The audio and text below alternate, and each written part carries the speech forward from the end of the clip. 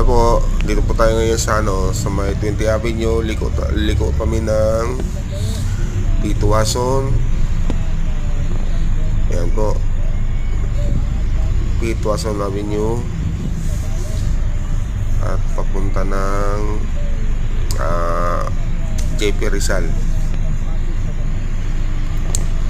Ayan po, dahil mo nakaparada mga tricycle dito, maraming sasakyan dito. Minsan matraffic dito sa lugar na to. Ngayon po pauwi na ako galing ng trabaho at okay naman ang panahon. Kaya lang siyempre dahil rush hour, talagang medyo matraffic talaga ngayon.